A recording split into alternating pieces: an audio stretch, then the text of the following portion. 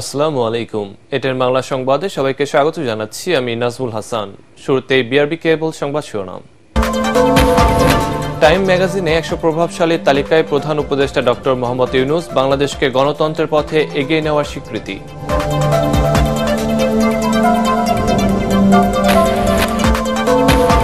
নির্বাচনে প্রধান উপদেষ্টার বক্তব্যে সন্তুষ্ট নয় বিএনপি, মির্জা ফখরুল। ডিসেম্বরে ভোট না হলে পরিস্থিতি খারাপ হওয়ার আশঙ্কা। আগামী বছরের জুনের মধ্যে ভোট আসিফ নজরুল।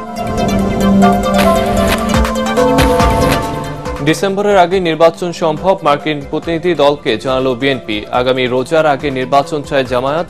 ভোট আয়োজনে মাঠ প্রশাসন এখনো নিরপেক্ষ নয়, অভিযোগ নাহিদের। 6 দফা দাবিতে আবারও দেশ জুড়ে আন্দোলনে পলিটেকনিক শিক্ষার্থীরা। রাজধানী জুড়ে তীব্র যানজট। আজ থেকে সারা দেশে রেলপথ অবরোধের ঘোষণা।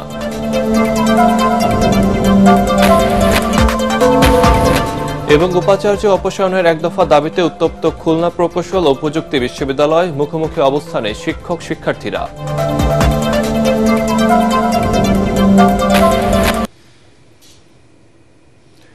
শুনছিলেন বিআরবি কেবল সংবাদ শিরোনাম, এবার বিস্তারিত।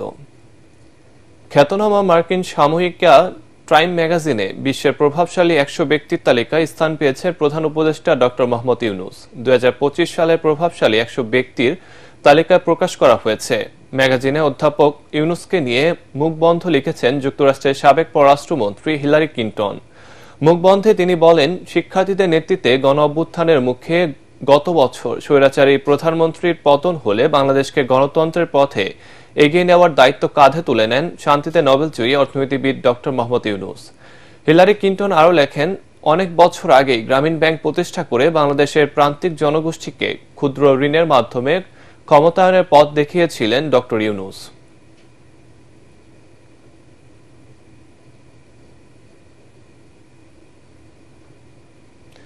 প্রধান উপদেষ্টার জাতীয় নির্বাচনে সুনির্দিষ্ট রূপরেখা না দেওয়ায় বিএনপি সন্তুষ্ট নয় বলে জানিয়েছেন দলটির মহাসচিব মির্জা ফখরুল ইসলাম আলমগীর। যমুনায় ডক্টর মোহাম্মদ ইউনূসের সাথে বৈঠক শেষে মির্জা ফখরুল আশঙ্কা প্রকাশ করেন, ডিসেম্বরের মধ্যে নির্বাচন না হলে দেশে বিশৃঙ্খলা সৃষ্টি হবে। বৈঠক নিয়ে সরকারের অবস্থান জানাতে গিয়ে আইন উপদেষ্টা ডক্টর আসিফ নজরুল বলেন, এ বছরের ডিসেম্বর থেকে 2026 সালের জুনের মধ্যে অবশ্যই জাতীয় নির্বাচন হবে। এ সময়সীমার বাইরে যাওয়ার কোনো সুযোগ নেই। তিনি বলেন, নির্বাচন কমিশন তফসিল ঘোষণার আগেই নির্বাচনী রোডম্যাপ জানিয়ে দেবেন প্রধান উপদেষ্টা। মইনুল আহসান জানাচ্ছেন বিস্তারিত। আগামী দিনের রাজনীতির গতি প্রকৃতি কোন দিকে যাবে তার অনেকটাই নির্ধারিত হতে পারে এ বৈঠকে। এমন ধারণা থেকেই প্রধান উপদেষ্টা বিএনপির বৈঠক নিয়ে বাড়তি আগ্রহ কৌতূহল ছিল রাজনৈতিক মহল আর সাধারণ মানুষের মাঝে। রাষ্ট্রীয় অতিথি ভবন যমুনায় প্রায় 2 ঘণ্টা সৌহার্দ্যপূর্ণ পরিবেশে 7 সদস্যের বিএনপি প্রতিনিধি দলের সাথে বৈঠক করেন সরকার প্রধান ডক্টর মোহাম্মদ ইউনূস। এ সময় বেশ কয়েকজন উপদেষ্টা আলোচনায় অংশ নেন। বৈঠকের বিস্তারিত জানাতে গিয়ে অসন্তুষ্টির কথা জানিয়ে বিএনপি মহাসচিব মির্জা ফখরুল ইসলাম আলমগীর বলেন, জাতীয় নির্বাচন নিয়ে সরকার প্রধানের কাছ থেকে আরও স্পষ্ট বার্তা আশা করে দেশবাসী। প্রধান উপদেষ্টা মহোদয় তিনি তার সুনির্দিষ্ট কোনো ডেডলাইন আমাদের দেননি। তিনি বলেছেন যে ডিসেম্বর থেকে জুনের মধ্যে তিনি নির্বাচন শেষ করতে চান। আমরা একেবারেই সন্তুষ্ট নই। আমরা পরিষ্কার করেই বলেছি যে আমরা ডিসেম্বর কাট আউট টাইম, ডিসেম্বরের মধ্যে নির্বাচন যদি না হয় তাহলে দেশে যে রাজনৈতিক পরিস্থিতি, অর্থনৈতিক পরিস্থিতি এবং সামাজিক পরিস্থিতি সেটা আরও খারাপের দিকে যাবে। সেটা তখন নিয়ন্ত্রণ করা বেশ কঠিন হবে। সংস্কার ইস্যুতে বিএনপি মহাসচিব দলের অবস্থান জানাতে গিয়ে বলেন, যেসব বিষয়ে ঐকমত হবে তার ভিত্তিতে জুলাই সনদ তৈরি হতে পারে। যে বিষয়গুলোতে ঐকমত হবে সব দলগুলোর, সংসদ দলগুলোর, সেগুলো নিয়ে আমরা একটা চার্টার করতে রাজি আছি আপনারা, এবং তারপরে সেটার উপর ভিত্তি করে আমরা বাকি নির্বাচনের দিকে চলে যেতে পারি। এবং বাকি সংস্কার যেগুলো আমরা ঐকমত হব, একমত হব, সেটা আমরা অবশ্যই আমাদের রাজনৈতিক দলগুলো যা নির্বাচিত হয়ে আসবেন তারা সেগুলোকে বাস্তবায়িত করার ব্যবস্থা নেবেন। সরকারের মুখপাত্র হয়ে সংবাদ সম্মেলনে আসা আইন উপদেষ্টা ডক্টর আসিফ নজরুল জানান, জাতীয় নির্বাচন নিয়ে সরকারের অবস্থান আগেই স্পষ্ট করেছেন ডক্টর ইউনূস। এ নিয়ে বিভ্রান্তির কোনো সুযোগ নেই। এটা কোনোভাবেই জুনের বেশি যাবে না। যে যে কথাই বলুক না কেন, এটা প্রধান উপদেষ্টার অঙ্গীকার পুরা জাতির প্রতি রিপিটেডলি উনি বলেছেন কোনো অবস্থাতেই জুন অতিক্রম করা হবে না। ডিসেম্বর থেকে জুন মানে যে আমরা ইচ্ছা করে একটু বেশি ক্ষমতা ভোগ করার জন্য বা এমনি অকারণে আমরা 1 মাস 2 মাস বেশি ক্ষমতা থাকলাম, মোটেও সেটা না। শিডিউল ঘোষণা করার পর মোটামুটি 60 ডেজ দিলেই হয়। সেই হিসাবে যখন আমরা নির্বাচন করবো তার অন্তত 2 মাস আগে আমাদেরকে রোডম্যাপটা ঘোষণা করতে হবে। তিনি এও জানান, অন্তর্বর্তী সরকার জুলাই গণহত্যার বিচার ও জনগণের কাঙ্ক্ষিত রাষ্ট্র সংস্কারের বিষয়ে অঙ্গীকারবদ্ধ। জনগণের তো একটা আকাঙ্ক্ষা আছে যে আমরা বিচার করে যাই। হাজারের বেশি তরুণ জীবন দিয়েছে, 50-60 হাজার মানুষ আপনার শারীরিকভাবে পার্মানেন্টলি ক্ষতিগ্রস্ত হয়েছে, চোখ হারিয়েছে। তাদের যে বিচারের যে দাবি, এটা তো এই গণ অভ্যুত্থানের অন্যতম প্রধান আকাঙ্ক্ষা আছে। তা আমরা যদি কোনো বিচার না করে যাই, কোনো বিচার না করে আমরা যদি ইলেকশন দিই, আমরা মানুষের কাছে এবং নিজের কাছে জবাব দেব কিভাবে? বিএনপি সংস্কারের ব্যাপারে আন্তরিক জানিয়ে ডক্টর আসিফ নজরুল বলেন, ঐকমত্য কমিশনে দেয়া অধিকাংশ সংস্কার প্রস্তাবের সাথেও একমত পোষণ করেছে দলটি। মইনুল আহসান, এটিএন বাংলা, ঢাকা। ডিসেম্বরের মধ্যে নির্বাচন আয়োজন করা সম্ভব বলে মার্কিন প্রতিনিধি দলকে জানিয়েছে বিএনপি। যুক্তরাষ্ট্রের এশিয়া বিষয়ক উপসহকারী পররাষ্ট্রমন্ত্রী নিকোল চুলিকের সাথে বৈঠক শেষে কথা বলেন বিএনপির স্থায়ী কমিটির সদস্য আমির খসরু মাহমুদ চৌধুরী। নিকোল চুলিকের সাথে আলাদা বৈঠক শেষে জামায়াতের আমির শফিকুর রহমান বলেন, আগামী রোজার আগে নির্বাচন চান তারা। আর মৌলিক সংস্কার না হলে নির্বাচনে যাবে কিনা ভেবে দেখার কথা বলেন এনসিপি আহ্বায়ক নাহিদ ইসলাম। গুলশানে যুক্তরাষ্ট্র দূতাবাসের ডেপুটি হেড অব মিশনের বাসভবনে এসব বৈঠক অনুষ্ঠিত হয়। আরো জানাচ্ছেন ইয়াসিন রানা। 3 দিনের সফরে ঢাকায় ব্যস্ত সময় পার করছেন ট্রাম্প প্রশাসনের দক্ষিণ ও মধ্য এশিয়া বিষয়ক উপসহকারী পররাষ্ট্রমন্ত্রী নিকোল চুলিক এবং পূর্ব এশীয় প্রশান্ত মহাসাগরীয় উপসহকারী পররাষ্ট্রমন্ত্রী অ্যান্ড্রু আর হেরাপ। ঢাকায় দূতাবাসের কর্মকর্তা এবং বিভিন্ন বিশ্ববিদ্যালয়ের শিক্ষকদের সাথে বৈঠক করেন নিকোল চুলিক। বিকেলে গুলশানে যুক্তরাষ্ট্র দূতাবাসের ডেপুটি হেড অফ মিশনের বাসভবনে বিএনপির 3 সদস্যের প্রতিনিধি দল বৈঠক করে মার্কিন প্রতিনিধি দলের সাথে। বৈঠক শেষে বিএনপির স্থায়ী কমিটির সদস্য আমির খসরু মাহমুদ চৌধুরী বলেন, ঐকমত্যের ভিত্তিতে সংস্কার আগামী 1 মাসের মধ্যে শেষ করে ডিসেম্বরের মধ্যে নির্বাচন দেয়া সম্ভব।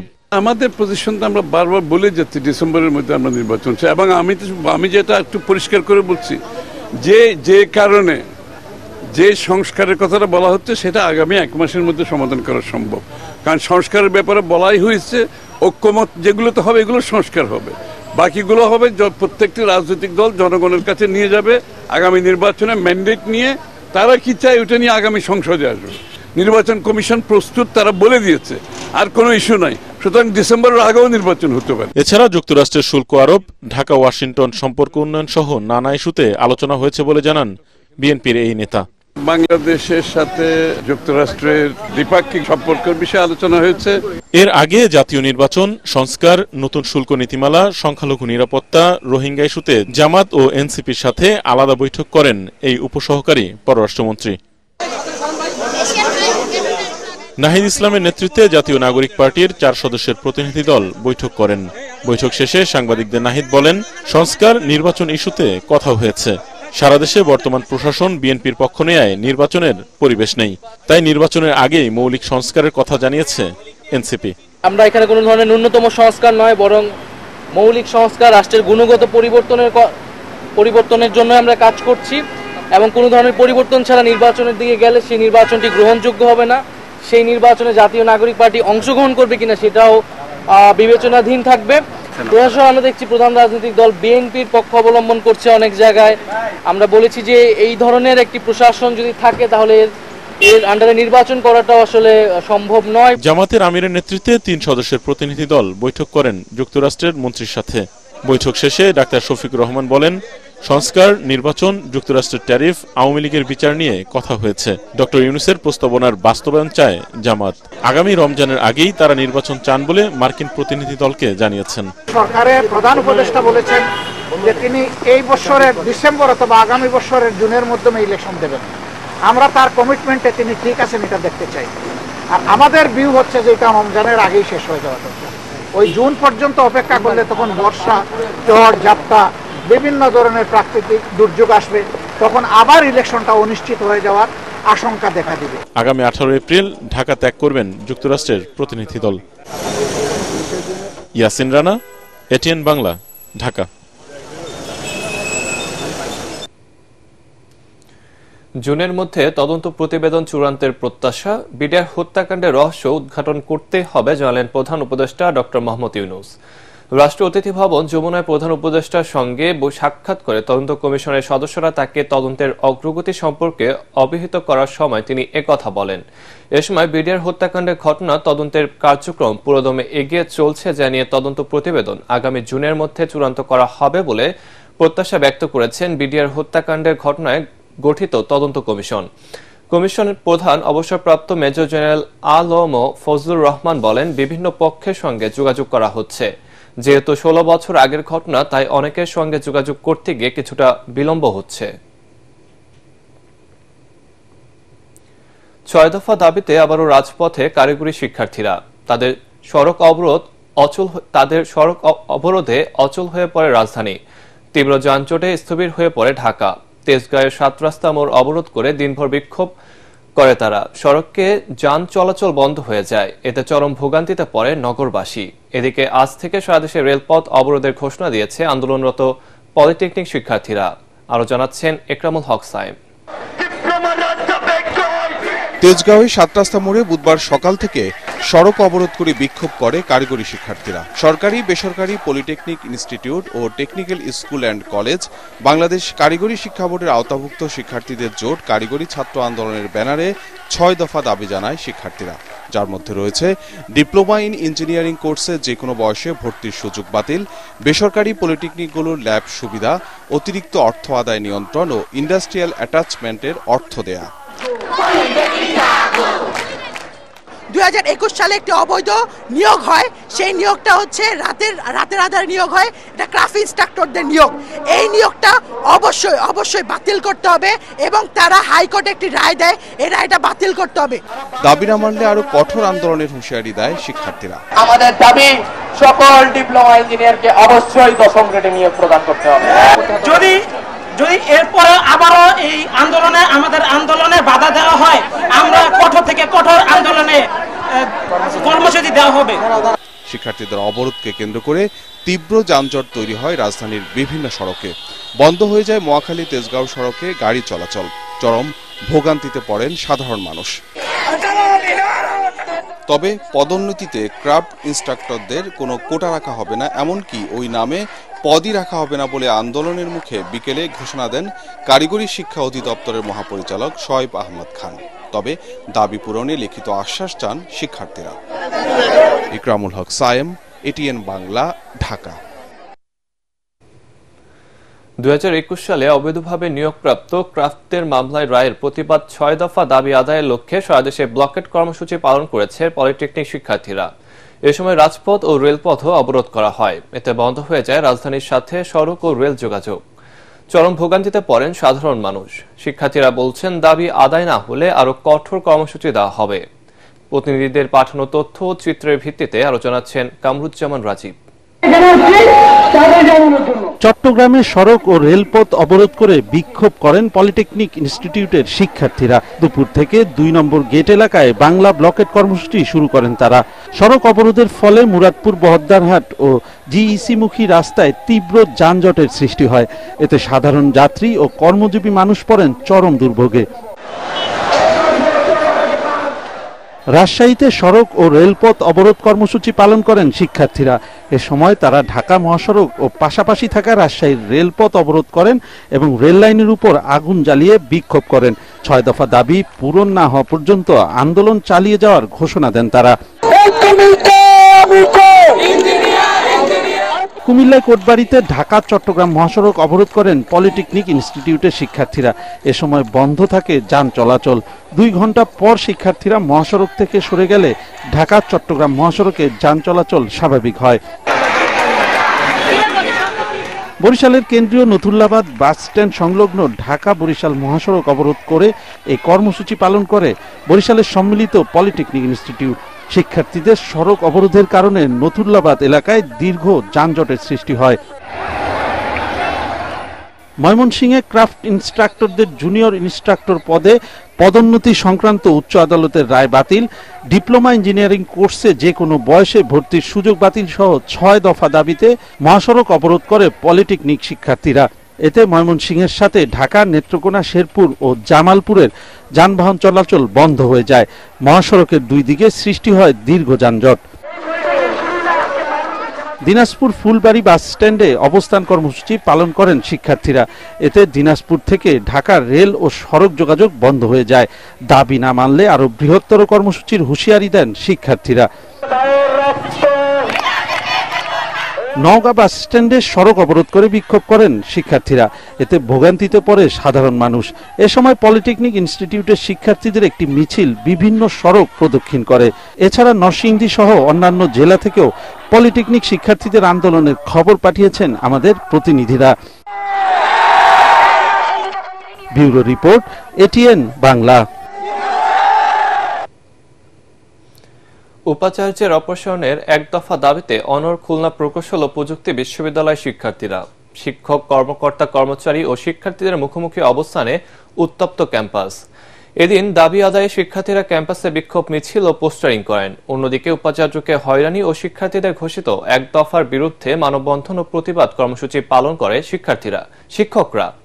খুলনা থেকে SM হাবিবের রিপোর্ট, জানাচ্ছেন ফজলে রাব্বি।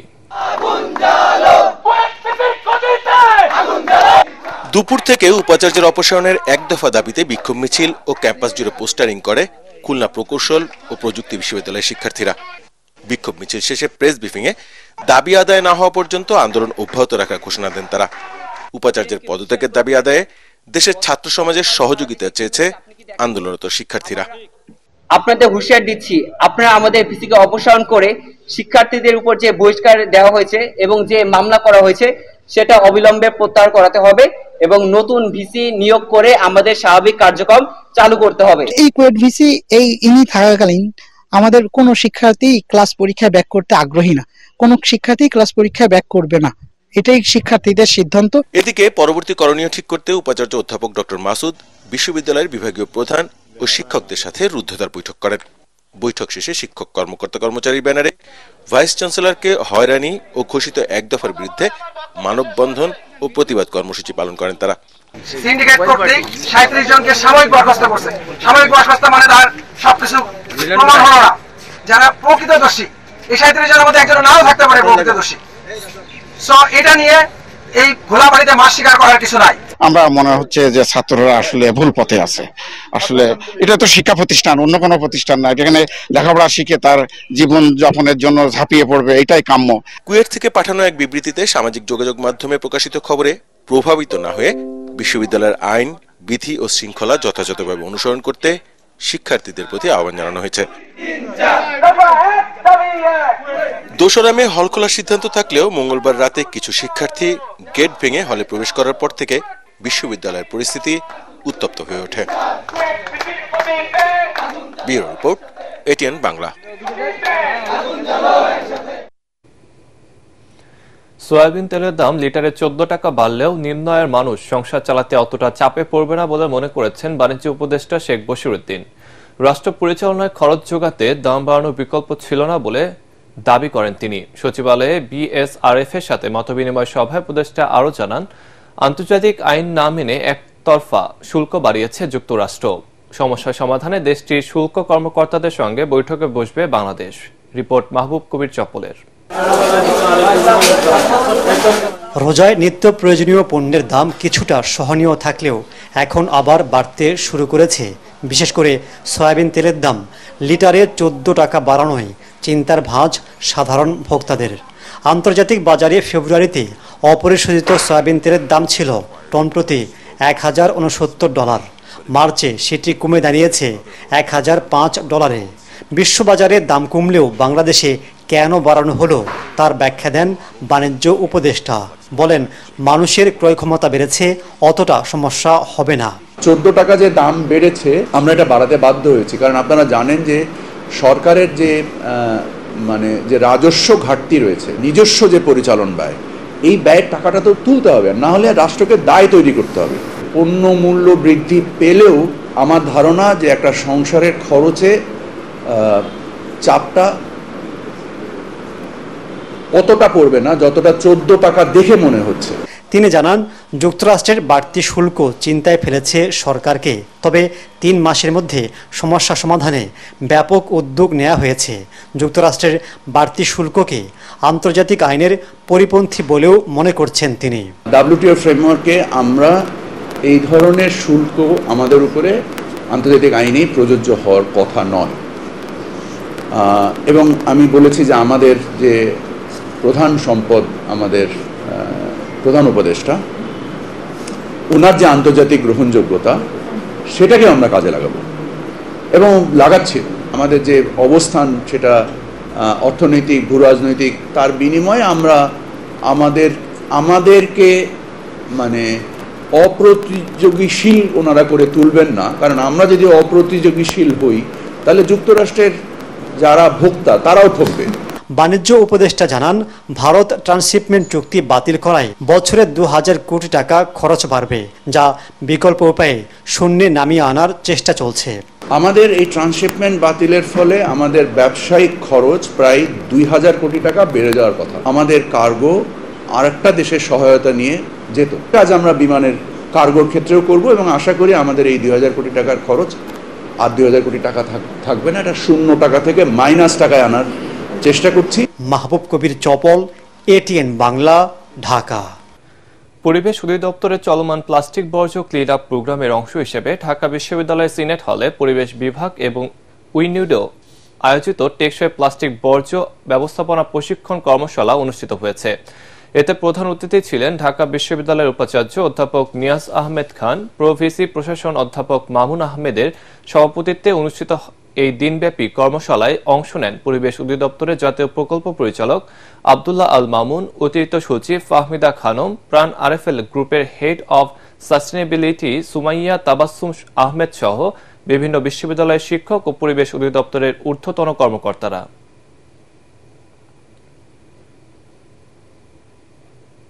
এবার আন্তর্জাতিক সংবাদ।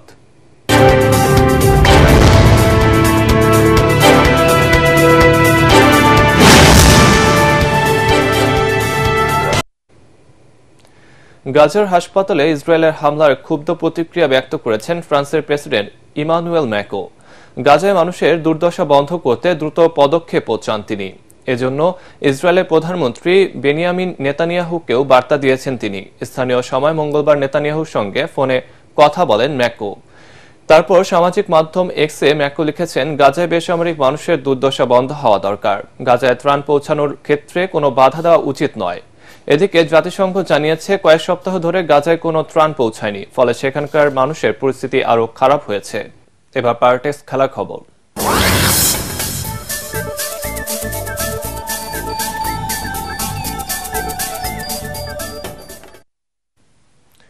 জিম্বাবুয়ে ক্রিকেট দল এখন সিলেটে। বাংলাদেশের বিপক্ষে 2 ম্যাচের টেস্ট সিরিজ খেলতে বুধবার তারা সিলেটে পৌঁছায়। ওসমানী আন্তর্জাতিক বিমানবন্দরে ফুল দিয়ে জিম্বাবুয়ে দলকে বরণ করে নেন বিসিবির কর্মকর্তারা। এরপর কড়া নিরাপত্তার মধ্য দিয়ে টিম হোটেলে নিয়ে যাওয়া হয় তাদের। বৃহস্পতিবার থেকে আনুষ্ঠানিক অনুশীলন শুরু করবে শন উইলিয়ামসনের দল। এদিকে টেস্ট সিরিজ সামনে রেখে সিলেটে 4র্থ দিনের মতো প্রস্তুতি নিচ্ছে স্বাগতিকরা। প্রধান কোচ ফিল স্মিথের তত্ত্বাবধানে ব্যাট বলে ঝাঁঝিয়ে নিচ্ছেন ক্রিকেটাররা। আগামী 20 এপ্রিল সিলেট আন্তর্জাতিক স্টেডিয়ামে প্রথম টেস্টে মুখোমুখি হবে দুদল। টানা 3 ম্যাচ জিতে ইতিমধ্যে নারী ওয়ানডে বিশ্বকাপের চূড়ান্ত পর্বে খেলার পথে অনেকটাই এগিয়ে গেছে বাংলাদেশ নারী ক্রিকেট দল। এবার নিশ্চিত করতে ওয়েস্ট ইন্ডিজের বিপক্ষে লড়বে নিগার সুলতানা জ্যোতিরা।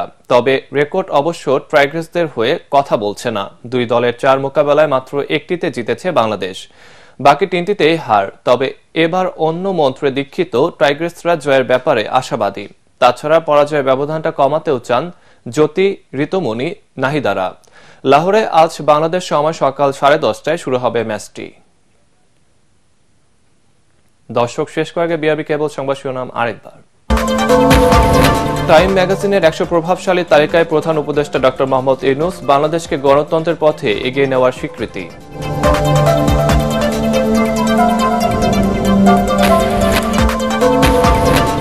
নির্বাচনে প্রধান উপদেষ্টার বক্তব্যে সন্তুষ্ট নয় বিএনপি, মির্জা ফখরুল। ডিসেম্বরে ভোট না হলে পরিস্থিতি খারাপ হওয়ার আশঙ্কা। আগামী বছরের জুনের মধ্যে ভোট আসিফ নজরুল। ডিসেম্বরের আগে নির্বাচন সম্ভব, মার্কিন প্রতিনিধি দলকে জানালো বিএনপি। আগামী রোজার আগে নির্বাচন চায় জামায়াত। ভোট আয়োজনে মাঠ প্রশাসন এখনো নিরপেক্ষ নয়, অভিযোগ নাহিদের। 6 দফা দাবিতে আবারও দেশ জুড়ে আন্দোলনে পলিটেকনিকের শিক্ষার্থীরা। রাজধানী জুড়ে তীব্র যানজট। আজ থেকে সারা দেশে রেলপথ অবরোধের ঘোষণা।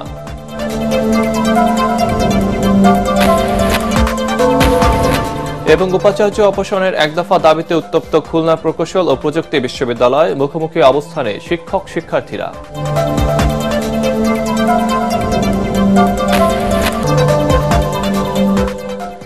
দর্শক, পরবর্তী সংবাদ দেখার আমন্ত্রণ জানিয়ে এখনকার মতো শেষ করছি। এটিএন বাংলা সংবাদ ইউটিউবে দেখতে ব্রাউজ করুন youtube/ATN Bangla News।